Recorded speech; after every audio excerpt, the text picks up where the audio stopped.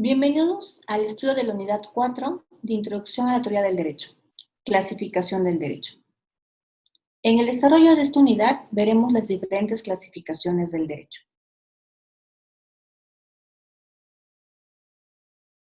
Veremos los temas de derecho natural, derecho vigente y derecho positivo. Asimismo, derecho objetivo y derecho subjetivo. Hablaremos del derecho adjetivo y del derecho sustantivo. Del derecho público, derecho privado y derecho social. Derecho legislado, derecho escrito y derecho consuetudinario. También veremos las definiciones de derecho federal, derecho estatal y derecho municipal.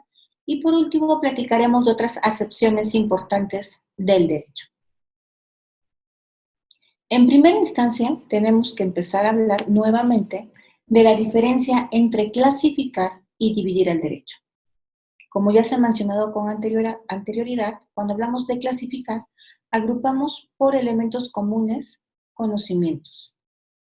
En este caso, cuando hablamos de clasificaciones del derecho, hablamos de las normas jurídicas que podemos agrupar en grupos específicos en función de características que tienen cada una de ellas. La diferencia con la división del derecho es cuando hablamos de las posiciones monistas y dualistas del derecho. Los monistas consideran que el derecho no se puede dividir y existe solamente el derecho positivo, mientras que los dualistas consideran que el derecho sí se puede dividir y se divide en dos, en el derecho natural y en el derecho positivo. Ambas posiciones, monistas y dualistas, comparten la visión de la posibilidad de la clasificación del derecho. ¿Qué es el derecho natural? Por derecho natural podemos entender el conjunto de normas y principios jurídicos que se derivan de la propia naturaleza y razón humana. Existen como principios inmutables y de carácter universal. El derecho natural actúa como base para la elaboración e interpretación de las normas del derecho positivo.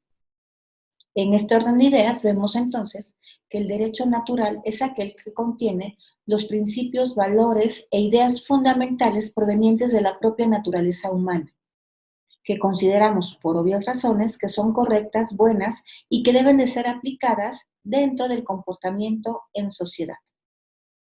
El derecho natural, insisto, proviene de la naturaleza humana, del raciocinio del hombre, de lo que considera que es bueno y por lo tanto justo. Dentro del derecho natural encontramos elementos como el de la coerción. Ahora bien, ¿cuál es su diferencia con el derecho positivo? Por derecho positivo vamos a entender el conjunto de disposiciones legales escritas o no escritas que pueden estar vigentes en un Estado, dictadas por órganos competentes, en general por el Poder Legislativo, Congreso o Parlamento, de aplicación coactiva a todos sus habitantes, por lo cual ellos lo deben de cumplir sin poder alegar su desconocimiento, pues se publican antes de entrar en vigencia. Así que vemos que el derecho positivo es aquel que ha sido creado bajo los lineamientos y reglas que el propio derecho establece. Es decir, que cumple con los requisitos que para este efecto marca el propio derecho. El derecho positivo, para los jus marxistas, jus realistas, jus positivistas, es el único que existe, pues su base epistemológica es monista, y representa simple y sencillamente las normas de carácter vinculante al interior de un sistema normativo. Por otro lado, el derecho natural para los justnaturalistas, cuya base epistemológica es dualista, nos explica que es el derecho que es válido, que es intrínsecamente válido, pues tiene todos los valores que debemos perseguir y alcanzar como sociedades. Y que el derecho positivo recoge y recopila simple y sencillamente para que podamos interactuar dentro del ámbito fáctico de la sociedad. Una vez hecho esta distinción entre derecho natural y derecho positivo dentro de la clasificación del derecho como parte de la división del derecho, podremos empezar a hablar de otro término que también es muy importante y que a veces se confunde con el de derecho positivo, que es el de derecho vigente. Cuando hablamos de derecho positivo, insisto, hablo de todo aquel derecho que ha sido creado de conformidad a lo propiamente establecido por ese ordenamiento, que puede estar vigente o no. ¿Qué me refiero con derecho vigente? Bueno, es aquel en el que existe la posibilidad de que éste sea aplicado toda vez que está en un ámbito de validez temporal determinado. El derecho vigente es definido como el derecho que se encuentra actualmente en ejercicio o en aplicación, en un espacio geográfico específico, y su cumplimiento es de carácter obligatorio, sin ningún tipo de contemplación o distinción en la población en general. Es una gama de normativas que se encuentran aplicando la ley en un espacio y tiempo específico. El mismo no puede ser sustituido, anulado o cancelado mientras se encuentre en su tiempo de vigencia, en el tiempo otorgado. Este derecho se encuentra en oposición frente al derecho que ya ha sido derogado. Así vemos cómo el derecho vigente es aquel que tiene la capacidad de ser aplicado. Como ustedes saben, cuando una norma se convierte en derecho positivo, cuando nace, en el caso de nuestro país, es después del proceso legislativo, cuando llega a la última etapa, que es el de publicación. En México se publica en el Diario Oficial de la Federación o en las Gacetas de los Estados. Y regularmente en los artículos transitorios se establece su inicio de vigencia. Es decir, por poner un ejemplo, puede empezar su vigencia el 1 de enero del 2021. Si suponemos que estamos en el año 2020, en agosto del 2020 o septiembre del 2020, a partir de que es publicado, se convierte en derecho positivo, pues termina de cumplir con los requisitos preestablecidos en el proceso legislativo para la creación del derecho. Pero no es derecho vigente. Será derecho vigente a partir del 1 de enero del 2021, porque así está estipulado en el documento legal. El tiempo entre que se publica y entra en vigor se le denomina vacatio legis o vacaciones de la ley. Y de esta forma vemos cómo el derecho positivo no es igual que el derecho vigente. ¿Cuándo termina la vida o la existencia del derecho vigente? Bueno, cuando llega a su fin y este es derogado o abrogado. Se deroga un artículo, es decir, una parcialidad del ordenamiento legal, o en su caso se abroga completamente el ordenamiento. Esta es la diferencia y en ese momento deja de ser derecho vigente, pero sigue siendo derecho positivo. El siguiente tópico que tenemos que tratar es sobre la clasificación del derecho objetivo, del derecho subjetivo, del derecho adjetivo y del derecho sustantivo. ¿Qué entendemos por derecho objetivo? Es el conjunto de normas, ordenanzas y leyes que prescriben una obligación, es decir, que imponen una conducta o resolución legal a una situación o personas determinadas. Son las formas jurídicas que imponen las sociedades como obligaciones activas, obligaciones de hacer, o en su caso como obligaciones pasivas, que son las obligaciones de no hacer. El derecho objetivo como tal rige la conducta de los individuos a través de la imposición de obligaciones de algún tipo, las cuales deben ser aceptadas por ellos y reforzadas por el Estado, es decir, son de carácter coactivo.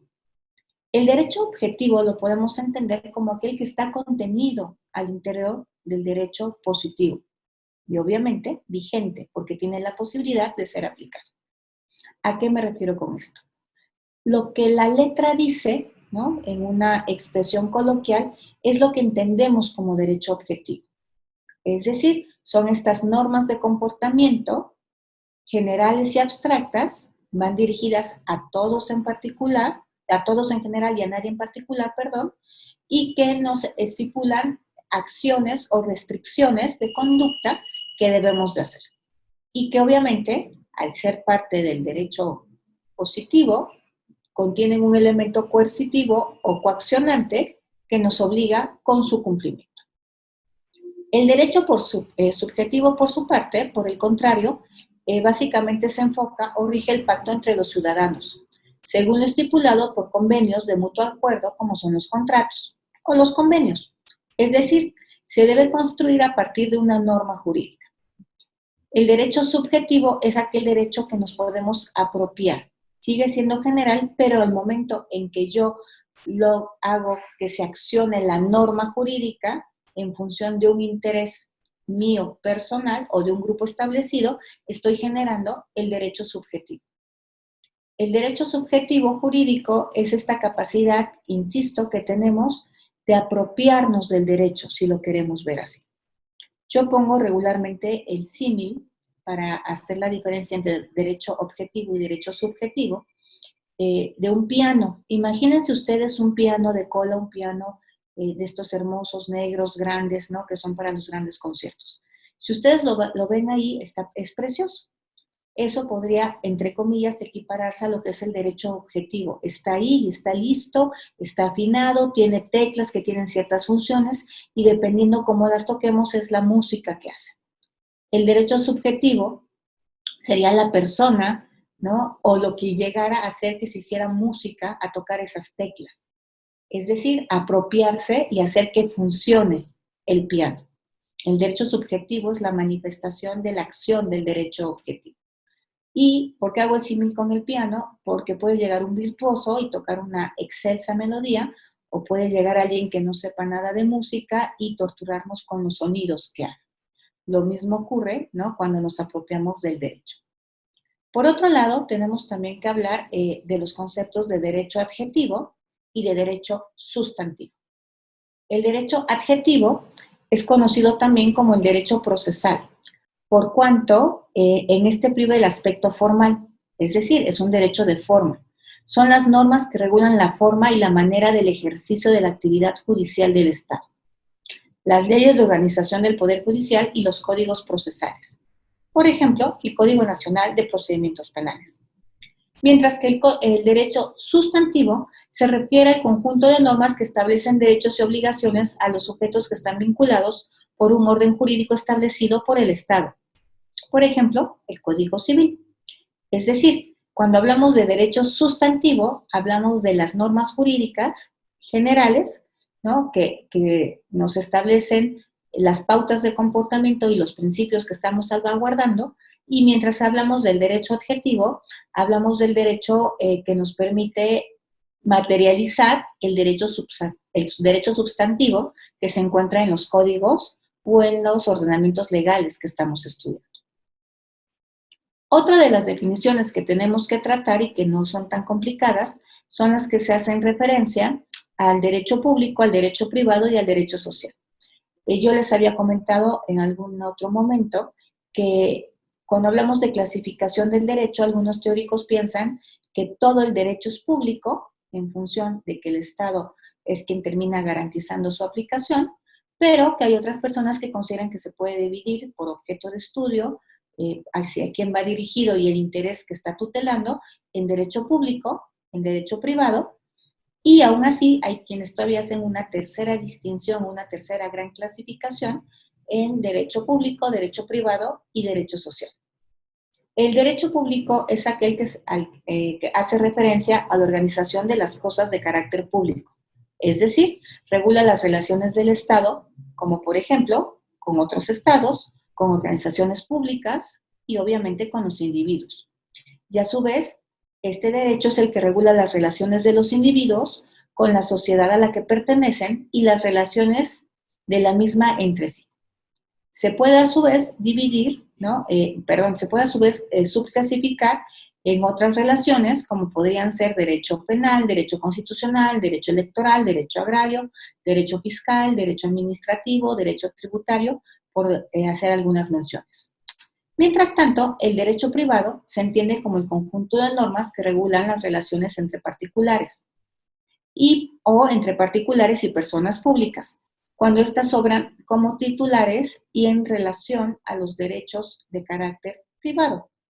Es decir, el derecho privado regula las relaciones entre iguales entre particulares. El derecho social es un área del derecho que se fundamenta en principios y normas que tienen como objetivo principal proteger, velar y establecer comportamientos y actitudes en función de generar una igualdad dentro de grupos o sectores sociales, vinculado a sectores que se pueden considerar que están en situación de vulnerabilidad. Es decir, el derecho social es un derecho que se establece a grupos determinados, a grupos específicos, en función de características que los unen. Podemos hablar de un derecho social si hablamos, por ejemplo, del derecho social de los pueblos indígenas. Existe también el derecho social en materia de los trabajadores, ¿no? Por ejemplo, o de las personas relacionadas al trabajo agrícola, ¿no? De las mujeres, de los niños, de los adultos mayores, de personas con capacidades diferentes, etc. Ahora bien, ¿cuál es la parte interesante de estas clasificaciones del derecho, de derecho público, derecho privado y derecho social?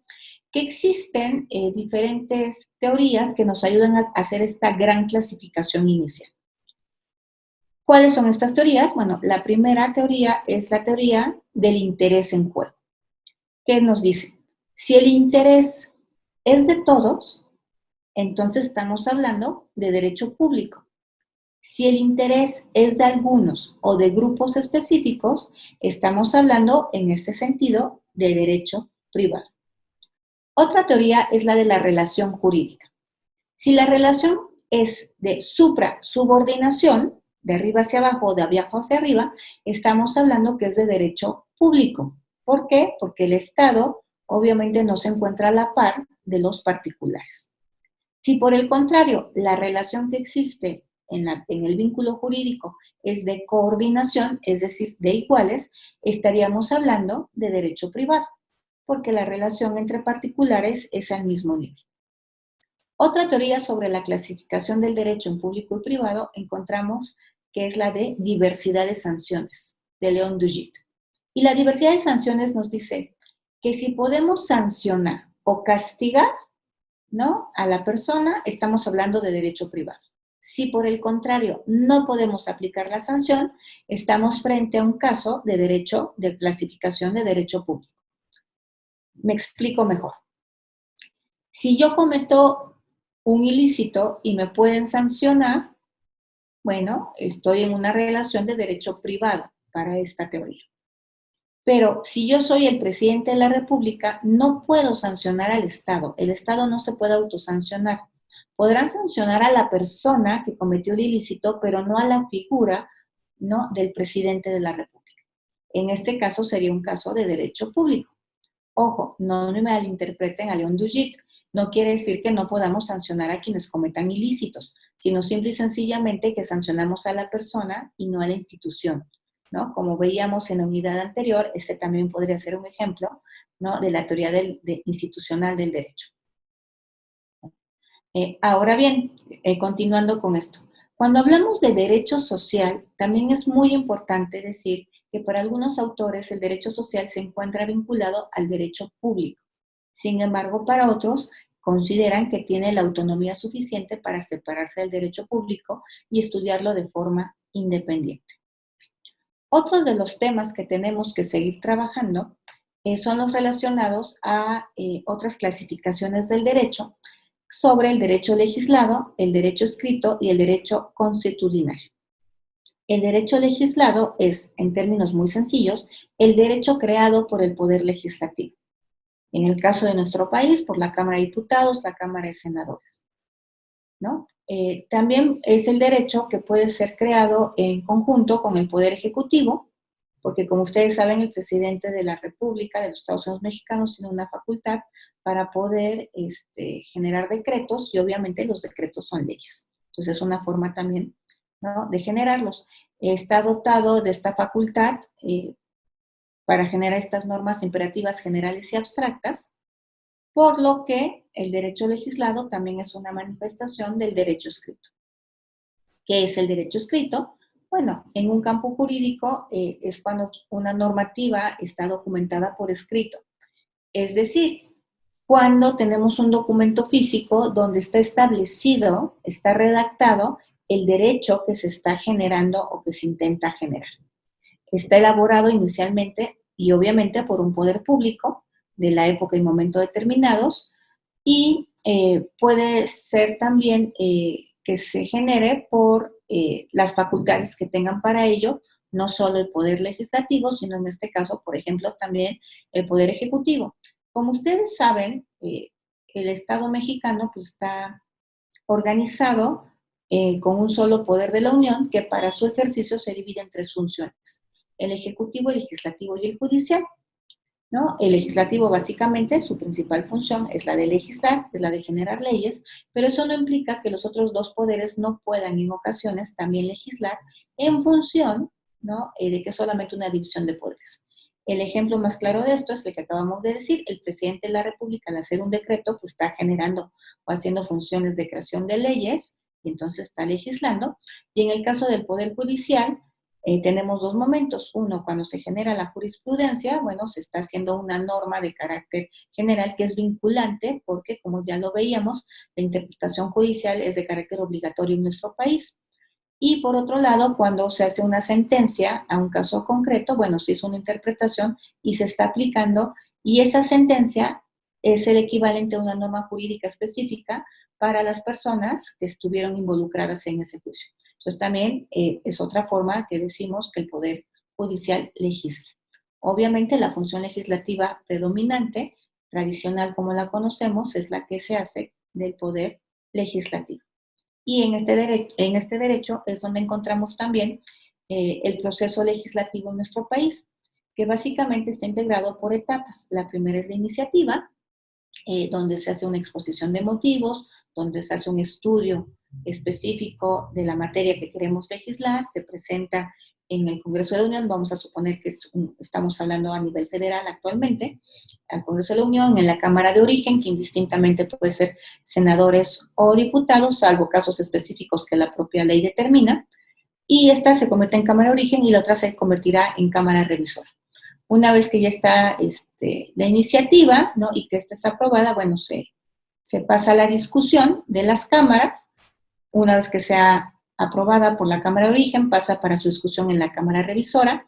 Si en este punto no hay ningún problema, continuamos con el siguiente paso, que es pasarla al presidente, ¿no? Para que la sancione, pero puede ser que la Cámara Revisora considere que no es prudente pasar la ley como está o la norma como está, y entonces la puede regresar a la Cámara de Origen con las indicaciones o las observaciones necesarias, la cual las podrá tomar en consideración y volverlas a pasar a la Cámara de Origen, o podrá no hacerlo, ¿no? Y volver a hacer un nuevo proyecto. De esto depende de muchísimas cosas y de muchísima información que esté ocurriendo en el momento. Pero bueno, supongamos que el proceso sigue y pasa al presidente para que sea sancionado. La sanción es la firma que pone el presidente, ¿no? La facultad que tiene el presidente de sancionar para que la ley sea aprobada. Una vez que el presidente la sanciona, bueno, la turna para su publicación, que es lo que comentábamos con antelación, y una vez que está publicada, el último paso es el inicio de vigencia, también una vez establecido en la propia iniciativa, en el propio cuerpo de la ley, ¿no? Básicamente ese es el proceso legislativo. Y bueno, insisto, cuando hablamos de derecho escrito, hablamos de que la normativa está documentada, está en papel o en medios electrónicos, porque esta es la forma en que se crea en este sistema jurídico específico las normas. Tenemos otro tipo de derecho, que es el consuetudinario, que es aquel que tiene su origen en la costumbre, en la práctica reiterada de ciertas acciones a través del tiempo por un grupo determinado. Los usos y los costumbres de ciertos grupos sociales son un ejemplo de cómo el derecho consuetudinario es aplicado. Un ejemplo de esto es lo que utilizan muchas veces en cuestiones de multiculturalismo los pueblos indígenas, que todavía se rigen por usos y costumbres. Existe, digo, bueno, eso por ejemplo en nuestro país, existe obviamente la primera figura, que es donde tomamos los atributos generales del derecho constitucional estadounidense, o en su caso el británico, que es un derecho integrado por costumbres y decisiones de tribunales. Este derecho es denominado tradicionalmente como el common law, o derecho común, que sería su traducción, y aunque este elemento puede ser definido como derecho consuetudinario, el término en inglés se utiliza básicamente para identificar a los países de tradición anglosajona basados en un sistema de jurisprudencia. Su naturaleza es principalmente jurisprudencial y sus orígenes tienen una base en cuestiones de costumbre. Al respecto podemos decir, y lo habrán visto ustedes, sobre todo en documentales de juicios en el país vecino, en Estados Unidos, que ellos trabajan mucho con la idea de precedentes, ¿no? Es decir, que en un caso anterior, parecido al que están llevando ante la Corte, ya hubo una resolución en función de similitudes, y para ellos, insisto, esto sí tiene una fuerza vinculante. En México no es así. En el caso de que un caso parecido al que yo estoy llevando ante un tribunal, ante un juez, no tiene este juez la obligación de resolver en el mismo sentido que el anterior, ¿no? Sino más bien va a resolver en función de la interpretación que él haga de la norma y cómo la vincule al caso concreto que estamos estudiando. Los siguientes temas que tenemos que tratar es sobre las definiciones que tienen que ver con la jerarquía de las normas o la aplicación de las normas, el orden jerárquico de las normas por ámbitos de validez espacial, que es el de derecho federal, derecho estatal y derecho municipal. Como ustedes saben, nuestro país está básicamente estructurado en 3 órdenes de gobierno o en 3 niveles de gobierno: el federal, el estatal y el municipal. Y como ya lo mencionamos, tiene 3 funciones: el poder de la Unión, el supremo poder de la Unión, la ejecutiva, la legislativa y la judicial. Rápidamente les comentaré, ¿no?, que el titular del poder ejecutivo a nivel federal es el presidente de la República, el titular del poder legislativo a nivel federal es el Congreso de la Unión, y el titular del poder judicial a nivel federal es la Suprema Corte de Justicia de la Nación. A nivel estatal contamos con gobernadores, legislaturas de los estados y los tribunales superiores de justicia del estado en cuestión. Y a nivel municipal encontramos que existen las figuras de presidente municipal, regidores y síndicos, respectivamente. A nivel municipal es donde vemos que existe una división de funciones, porque en muchas ocasiones el rol que hacen los síndicos puede ser absorbido por los regidores o viceversa, o incluso el presidente municipal les ayuda a cumplir con sus funciones sin que esto constituya un acto contrario a la ley. Está permitido, obviamente tiene que estar dentro del derecho positivo vigente, ¿no?, previamente establecido. Pero ¿por qué viene esta referencia? Porque recordando la pirámide invertida de Kelsen, ustedes recordarán, les decíamos que nos servía para ver cuál era la jerarquía de las normas. Entonces vemos que el ámbito federal tiene una mayor jerarquía por ámbito de validez territorial que el ámbito estatal o que el ámbito municipal. Y muchas veces veremos que nos vamos a encontrar con problemas de aplicación de las normas. Y una forma de resolverlas es precisamente a través de la jerarquía constitucional. El derecho federal está formado por el conjunto de leyes o normas jurídicas dictadas por el Congreso de la Unión que tienen vigencia en todo el territorio nacional. Por ello es que algunos autores incluso lo denominan como derecho nacional, ¿no?, el derecho federal o derecho nacional. Esto está regulado en el artículo 73 de nuestra Constitución Política. El derecho estatal es el derecho local constituido por el conjunto de leyes y normas aplicables en un territorio en algún estado de la República Mexicana. La Constitución mexicana garantiza la capacidad de las entidades federativas para crear su propia legislación de acuerdo con sus necesidades y condiciones. Mientras tanto, el derecho municipal es el conjunto de normas jurídicas que se aplican a los municipios de los estados.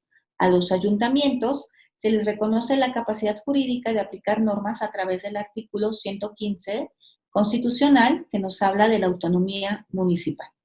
Entonces vemos cómo tenemos un orden federal, es decir, un ámbito de validez territorial de todo el territorio nacional, un ámbito de validez del derecho estatal, que es simplemente de la entidad federativa de la que estemos hablando, y un ámbito de validez municipal, que es del municipio en concreto al interior del estado en particular que estemos estudiando. Como dato curioso, nada más me hace importante comentarles que el estado de Baja California tiene solamente 5 municipios, es la entidad federativa que tiene menos municipios, pero cuenta con el municipio más grande del país, que en este caso es Ensenada. La verdad es que Ensenada es muy pequeño a la zona habitacional o la zona urbana, lo mismo que sus habitantes, pero territorialmente es muy amplio, ¿no? Por eso es que decimos que es el más grande. Y el estado, la entidad federativa que tiene el mayor número de municipios es el estado de Oaxaca, ¿no? Omito el dato porque no lo recuerdo precisamente y no quiero falsear la información, pero sí les puedo decir que Oaxaca tiene muchos municipios, es la entidad federativa que tiene la mayor cantidad de municipios, ¿no? Ahora bien, retomando nuevamente la idea, ¿no? El derecho federal, insisto, está integrado por las normas jurídicas dictadas por el Congreso de la Unión que tienen vigencia en todo el territorio nacional. El derecho estatal es el que está determinado por las legislaturas de las entidades federativas y tiene solamente validez en esa entidad. Y el derecho municipal es la que se aplica a los municipios que integran los diferentes estados.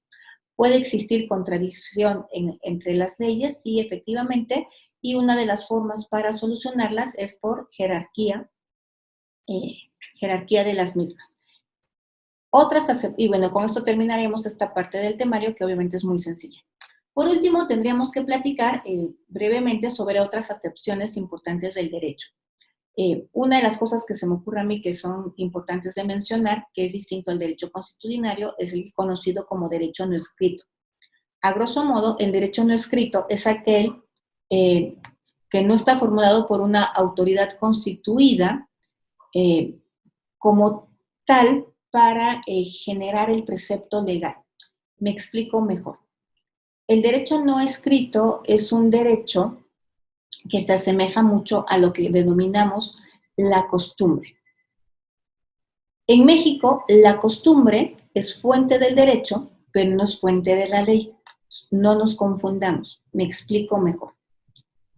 De una costumbre podemos generar, a través de un proceso legislativo, una ley o una norma jurídica.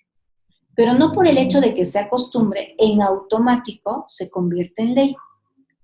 De este orden de ideas, cuando yo les comentaba con antelación que existen también 3 niveles cuando hablamos de técnica jurídica para la creación del derecho, existe la creación del derecho, de todo el derecho, las fuentes de todo el derecho, que las conocemos como históricas, formales y reales para García Maínez, o como objetivadas, parcialmente objetivadas y no objetivadas para Alf Ross, ¿no? De todo el derecho, bueno, aquí la costumbre sí es una fuente del derecho porque de las costumbres podemos generar derecho. Pero, por ejemplo, cuando hablamos del segundo nivel, que es de la creación de normas, ¿no? De leyes, de cuerpos jurídicos específicos, la costumbre en automático no las genera. Tenemos que pasar, insisto, por un proceso legislativo para generar esta nueva norma o esta nueva ley. Las fuentes de la ley en este sentido pues son los tratados internacionales, los principios generales del derecho y obviamente el propio proceso legislativo. Cuando hablamos de derecho no escrito, hablamos sí efectivamente de la costumbre, que también es importante definirla, y que en el caso de nuestro país no tiene fuerza vinculante, no así en otros países, como ya lo vimos, del derecho consuetudinario. Es solamente para que tengan la mención y lo tengan presente. Estos temas los verán un poco más adelante. Y de esta forma hemos terminado con el capítulo referente a las clasificaciones del derecho. Muchísimas gracias.